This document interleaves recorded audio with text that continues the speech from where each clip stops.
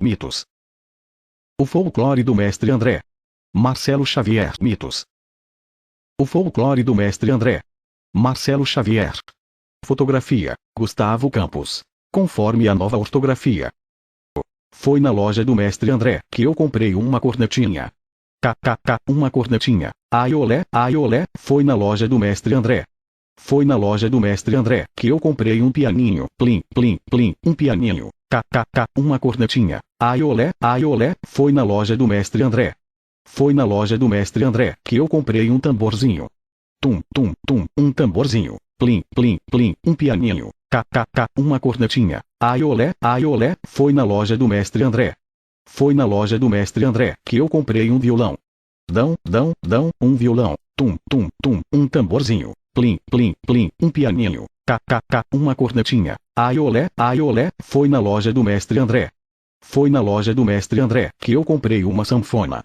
Fom, uma sanfona. Dão, um violão. Tum, tum, tum, um tamborzinho. Plim, plim, plim, um pianinho. KKK, uma cornetinha. Ai olé, foi na loja do mestre André. Cantiga do folclore brasileiro, trecho citado de memória. Todo janeiro, a fazenda dos meus avós, no interior de Minas, ficava estufada de primos e tios. Nada de compromissos, nada de horários. Férias. Você conhece bem o sabor dessa palavra, não é mesmo? Os dias começavam como uma bela mesa de café e depois era só brincar, brincar e brincar. À noite, eram as rodinhas aconchegantes em volta de um tio, e tome histórias de assombração. Assim era dia após dia, sempre deliciosamente iguais. Numa certa tarde de sol muito quente, brincávamos de jogar peão no terreiro quando, de repente, uma batida forte de tambores veio vindo da estrada de terra que chegava na fazenda. Interrompemos imediatamente a brincadeira, levantamos as orelhas e espichamos os olhos na direção daquele som estranho. Na curva da estrada surgiu, então, uma figura mascarada vestindo uma roupa larga e estampada, cheia de fitas coloridas. A coisa rodopiava e dava saltos, sacudindo uns chocalhos amarrados na cintura, nos pulsos e nas canelas. Para mim aquilo era o demônio que vinha cobrar nossos pecados. Eu tremia dos pés à cabeça. A dança agitada daquela figura levantava uma poeira amarela que a luz do sol transformava em efeito especial. No meio da poeira, logo atrás do mascarado, vinham os músicos tocando viola, violões, tambores e pandeiros. Acima de tudo, uma bandeira vermelha presa a um mastro fazia aquela nuvem de poeira e gente parecer um barco maluco se arrastando pela estrada. Chegaram até junto da sede da fazenda, tocaram, cantaram como uma voz aguda feito ponta de agulha, tomaram café com queijo, broa de fubá, biscoitos, e se foram. Meu coração não parou de pular um minuto. Um tio me disse que aquilo era folclore. Passei anos com medo do folclore. Muito tempo depois, soube que havia assistido, naquelas férias, à passagem de uma autêntica folia de reis, uma das mais belas manifestações do folclore brasileiro. Quando aceitei o desafio de fazer esta coleção me lembrei, imediatamente, daquela tarde na fazenda. A imagem daquele palhaço mascarado saltando e chacoalhando no meio da poeira, que tanto me apavorou, hoje é uma das minhas mais belas lembranças. Com este trabalho, quero que você também conheça coisas fantásticas como a Folia de Reis e muitas outras maravilhas do nosso folclore. Acho importante você saber que o folclore não é apenas uma coisa do passado, da tradição. Ele é vivo, e está presente no seu dia a dia, muito mais do que você imagina. Está na sua moeda da sorte, nos apelidos da sua turma de colégio, nas gírias, nas suas superstições, em algumas coisas que você come, em gestos, jogos, brincadeiras ou festas que você frequenta. Por isso é tão importante conhecer o folclore. Ele está ligado à nossa vida de um jeito muito forte. Outra coisa que me empolgou nesse projeto foi o fato de poder mostrar imagens do nosso folclore através da técnica de modelagem que venho desenvolvendo há tempos. Fazer de massinha todas aquelas figuras e objetos do folclore seria fantástico. Trazer para perto da minha, da sua, mão, de uma certa forma, aquela maravilhosa folia de reis. Portanto, se você encontrar, no lugar onde trabalho, uma pequena caixa, não abra. Podem pular lá de dentro o saci, o curupira, capetinhas e outras figuras muito estranhas que vão aprontar com você. Se quiser mesmo encontrá-los, abra este livro. É mais seguro. Marcelo Xavier. O mestre André é um contador de histórias que parece saber um pouco de tudo. Mora no alto de uma ladeira, numa daquelas casas com jardim, quintal, sótão, porão, varanda, biblioteca e piano. Todo fim de tarde, ele reunia as crianças da rua para falar de coisas como o mundo dos dinossauros, a vida no Polo Norte, o surgimento da escrita, histórias da Índia, da China e até do Cazaquistão. Cada assunto tem o seu lugar na casa. Coisas da natureza são no quintal. Casos de gente ou de bichos, na cozinha. Histórias antigas, na biblioteca. O mestre André conta essas histórias apontando para um enorme globo terrestre sobre sua mesa. Abre livros, mostra gravuras, arregala os olhos, muda a voz. O mestre André é um pouco ator, um pouco sábio, um pouco louco e um pouco mágico. Enquanto fala, as crianças, de tão encantadas, grudam os olhos nele, como âncoras, para não saírem voando pela janela. Hoje, no quintal, vamos visitar o mundo que existe mas a gente não vê. Um mundo imaginário e encantado, cheio de personagens estranhos.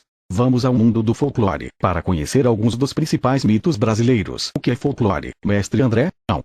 Folclore é o conjunto de coisas que o povo sabe, sem saber quem ensinou. O povo brasileiro conhece o saci, dança capoeira, toma tacacá, tem medo de assombração, acredita que gato preto dá azar, canta ciranda cirandinha, brinca de passar anel, sabe que São Longuinho acha objetos perdidos, que Iemanjá é a rainha do mar e que água mole em pedra dura tanto bate até que fura.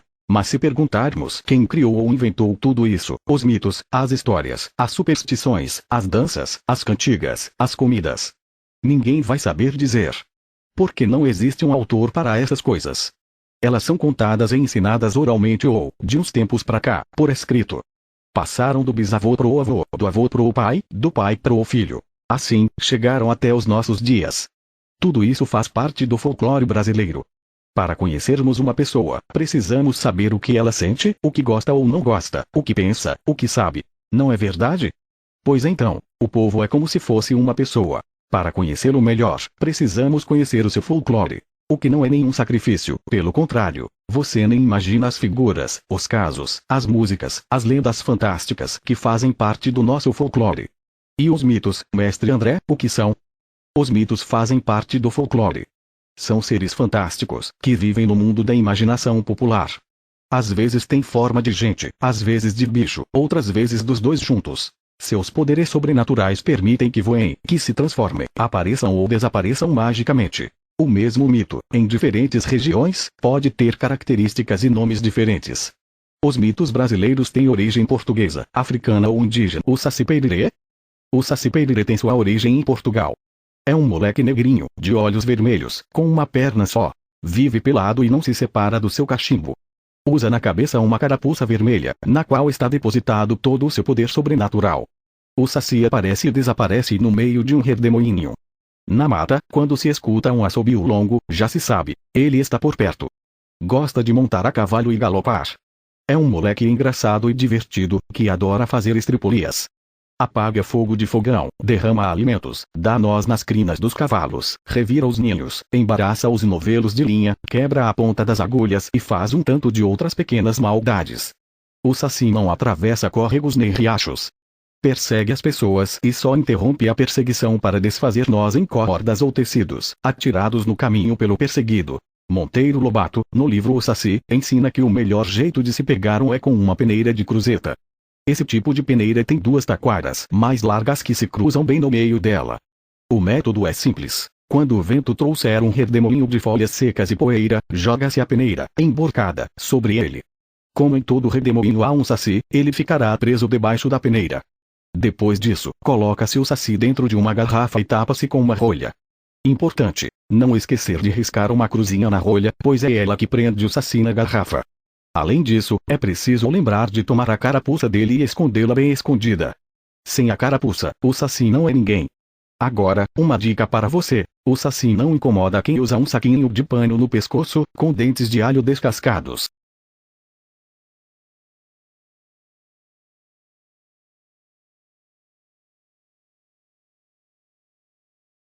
O boitatá. Imagine que susto. Alguém está tranquilo no seu barquinho, pescando no rio, à noite, e de repente surge, do fundo das águas, uma enorme cobra de fogo, com dois grandes chifres, como se fosse um boi. Em algumas regiões, para piorar mais as coisas, o bicho tem um olho só, bem no meio da testa. É o boitatá. Um mito brasileiro contado e temido em todas as regiões do país onde haja um rio ou uma lagoa qualquer. Só mesmo um mito, com seus poderes incríveis, pode ter o corpo de fogo e morar na água, não é mesmo? O boitatá também é visto, às vezes, apenas como um facho cintilante de fogo correndo de um lado para outro da mata. Em alguns lugares, ele se transforma em troncos incandescentes, abandonados na beira do rio. O boitatá é um mito de origem indígena. Os índios o chamavam baetatá, que quer dizer coisa de fogo. E veja que interessante, uma das características do boitatá, apesar de todo o fogo que carrega no corpo, é proteger as matas contra incêndios.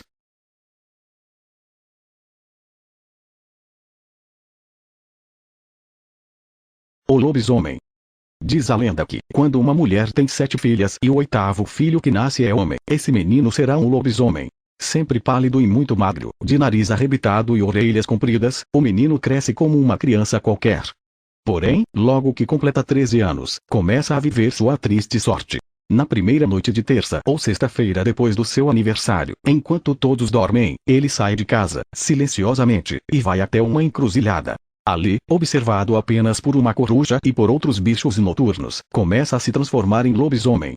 Seu corpo se cobre de pelos, as orelhas crescem, os olhos se avermelham e ele uiva como um lobo, pela primeira vez, para a lua. Daquele dia em diante, toda terça ou sexta-feira, o lobisomem tem que cumprir sua corrida desesperada pelo mundo. Visita, na mesma noite, 7 partes da terra, 7 adros da igreja, 7 vilas e 7 encruzilhadas. No caminho, espanta os cães, apaga as luzes das casas, quebrando o silêncio da noite, com seus uivos horripilantes. Antes de o sol nascer, o lobisomem volta ao lugar de onde partiu e se transforma novamente em homem. Quem estiver no caminho de passagem do lobisomem, em noites de terça ou sexta-feira, deve rezar 3 Ave-Marias para se proteger. Com muita coragem, alguém pode quebrar o encanto e libertá-lo para sempre. Para isso é preciso chegar bem perto, sem que ele perceba, e bater forte em sua cabeça, com todo cuidado, pois se uma gota de sangue do lobisomem atingir uma pessoa, ela se transformará também em lobisomem.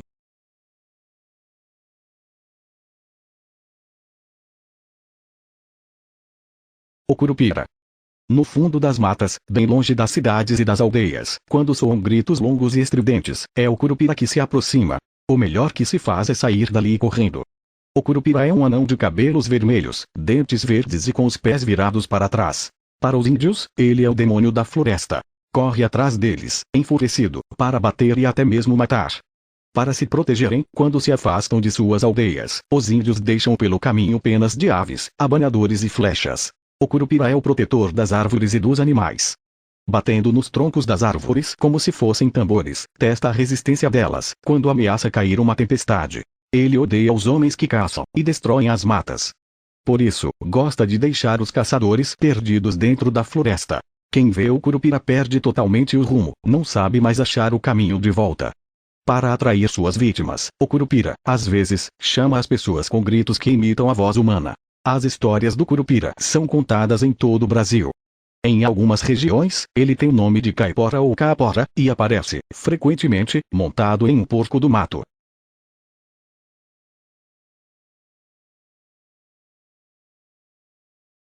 O Jurupari. A história de Jurupari vem do norte do Brasil, das tribos de índios que vivem na floresta amazônica. Segundo contam, Jurupari era um menino diferente dos outros. Para você ter uma ideia, de seu corpo saíam fachos de luz, estrondos de trovão e, com os dedos, ele podia produzir vários tipos de sons. Era realmente extraordinário. Tudo começou quando o Jurupari, para afirmar o seu poder, obrigou toda a tribo a ficar em jejum. Ninguém podia comer nada durante um certo tempo. Algumas crianças, não suportando a fome, desobedeceram às ordens e comeram. E veja só, elas foram punidas com a morte por Jurupari. Revoltados, os pais das crianças jogaram Jurupari numa fogueira. De suas cinzas nasceu, imediatamente, a palmeira Paxiúba. Era uma árvore tão alta, que chegava até as nuvens.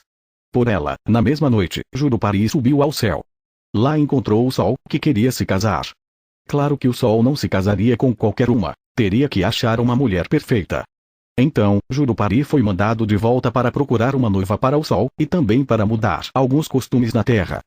Quando chegou aqui, o mundo era governado pelas mulheres.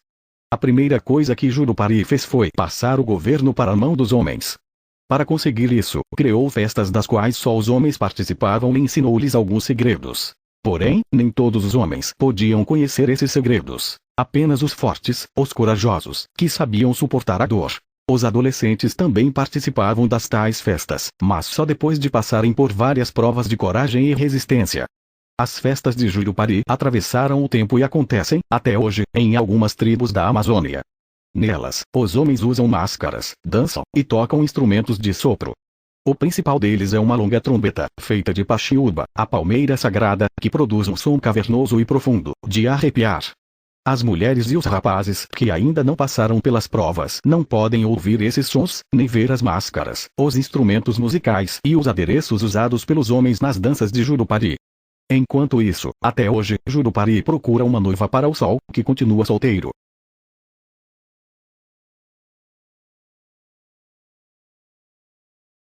A mula sem cabeça. Onde houver um pequeno ajuntamento de casas rodeando uma igreja, com noites silenciosas e escuras, haverá casos de aparição da mula sem cabeça. Dizem que é uma mulher que namorou um padre, por isso, foi castigada. Toda passagem da noite, de quinta para sexta-feira, ela vai até uma encruzilhada e ali acontece o encantamento. Depois, tem que percorrer 7 freguesias ao longo daquela noite. Freguesias eram pequenos povoados, no Brasil de antigamente. Mas veja que estranho, mula sem cabeça é só um nome desse mito. Na verdade, de acordo com as histórias que o povo conta, ela aparece como um animal inteiro, forte, lançando fogo pelas narinas e pela boca, onde tem freios de ferro. Nas noites de cumprir sua punição, ouve-se o seu galope violento, acompanhado de longos relinchos. Em alguns momentos, soluça como uma pessoa quando chora. Ninguém põe o pé fora de casa nessas noites. Se alguém, bastante corajoso, tirar os freios de sua boca, o encanto se quebrará, e a mula sem cabeça voltará a ser gente, livre para sempre da maldição que a castiga.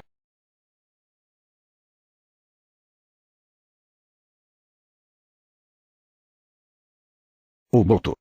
Muita gente conta que viu. Algumas mulheres dizem até que dançaram com ele. A verdade é que todas suspiram quando falam seu nome. É o boto, o mito encantador que adora a noite, e as festas à beira dos rios da Amazônia. Durante o dia, é um peixe. Às primeiras horas da noite, ele sai da água e se transforma em um rapaz forte e bonito. Vestido de branco, usa um chapéu que nunca tira, para não mostrar o orifício por onde respira, no alto da cabeça. Em seguida, o boto parte para conquistar o coração de alguma mulher. Não é difícil. Ele é simpático, grande dançarino, muito alegre e brincalhão. Tem uma conversa boa que rola como o próprio rio. Depois de dançar e se divertir muito, o boto vai namorar na beira do rio. Quando chega a madrugada, ele se despede da companheira, pula na água e volta a ser peixe. Com muitas dessas namoradas ele tem filhos, mas nunca se interessou por eles. Só quer saber de continuar indo a festas, dançando e conquistando outros corações pelas noites da Amazônia.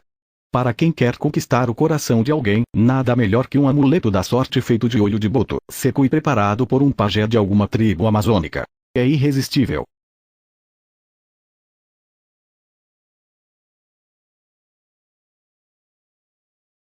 O Brasil é grande, e seu folclore é muito rico e cheio de mitos. O que você viu aqui são apenas alguns deles. Para conhecer outros mitos brasileiros, você deve procurar em livros, revistas e filmes, ou até mesmo entrevistar pessoas da sua família, da sua escola, da sua rua, como um verdadeiro pesquisador. Com certeza, você vai ouvir histórias muito interessantes e ficar sabendo coisas que, além de importantes, vão fazer a sua imaginação voar alto e longe, e crescer, e se encantar. Poxa, mestre André, acabou. Conta mais. Calma, calma. Acabou por enquanto. Vem aí muita coisa interessante, como as festas folclóricas, por exemplo. Aguarde. Marcelo Xavier nasceu em Ipanema, Minas Gerais. É formado em publicidade pela PUC-MG e artista plástico autodidata. A atividade artística de seu ateliê Oficina Mágica inclui cenografias, figurinos e adereços para espetáculos de teatro, música, dança, carnaval e programas de TV. O trabalho com ilustração tridimensional, que vem desenvolvendo desde 1986, é como uma síntese de tudo isso. Personagens e objetos de cena são moldados em massa plástica, montados em pequenos cenários e fotografados.